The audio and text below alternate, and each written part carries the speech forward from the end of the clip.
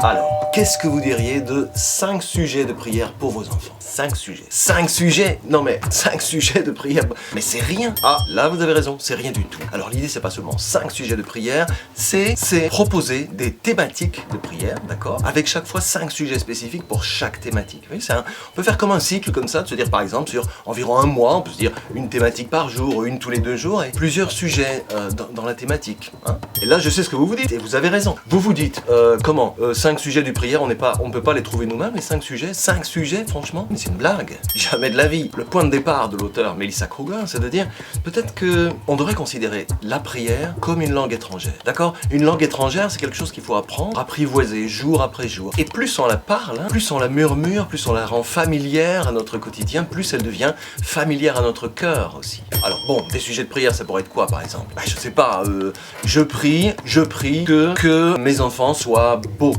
Hein? Oui, bien sûr, mais bon, c'est quand même un peu moyen comme sujet. Hein? Je prie que mes enfants un jour aient la joie d'avoir une belle voiture, vous voyez? Oui, alors oui, bon alors c'est légitime, mais c'est quand même un peu limite comme prière, non? La responsabilité d'élever ses enfants peut paraître souvent écrasante. Donc quand il s'agit de prier pour eux, la question vraiment se pose de comment explorer ce territoire-là. Par où est-ce qu'on commence à prier? Oui, spontanément, c'est l'affection pour l'enfant, l'immense tendresse qu'on a pour nos enfants qui fait que la prière s'élance.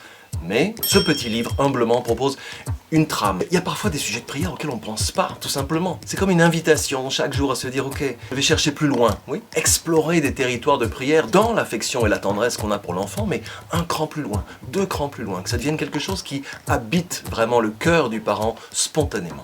Je prie que mon enfant ait confiance en Jésus, qu'il apprenne cette confiance. Je prie que mon enfant apprenne à aimer cette parole que Dieu nous donne. Comment est-ce qu'il va comprendre, mon enfant, que cette parole vient résonner dans son cœur? Je prie que mon enfant vive en harmonie avec les autres, qu'il comprenne le principe relationnel, toute la beauté de ça. Je prie que mon enfant apprenne à aimer vraiment. Je prie que mon enfant apprenne la confiance et l'écoute. Je prie que mon enfant soit attentif aux autres. Évidemment, je prie aussi quand mon enfant est perdu, désorienté, quand il est blessé, quand quelque chose l'a déçu, quand quelque chose vient abîmer son cœur. Je prie pour ces moments-là aussi, dans ces moments-là. Et chacune de ces thématiques, il y en a plusieurs, se décline en 5 sujets particuliers pour pouvoir entrer dans le sujet en douceur, avec tendresse, dans l'élan juste de la prière, dans l'élan de croissance de la prière. Que la prière devienne un langage de partage avec l'enfant, un véritable murmure de tendresse pour le quotidien de la famille. Lorsqu'on prie en résonance avec la parole de Dieu, nos prières sont puissantes. Nos prières donnent une vraie vitalité à notre foi.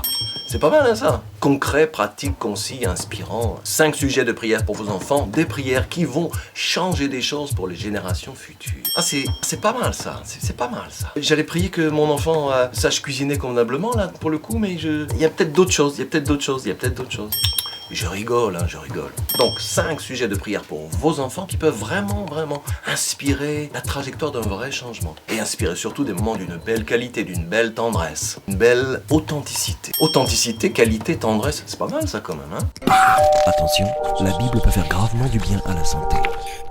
Ne jamais la tenir hors de portée des enfants.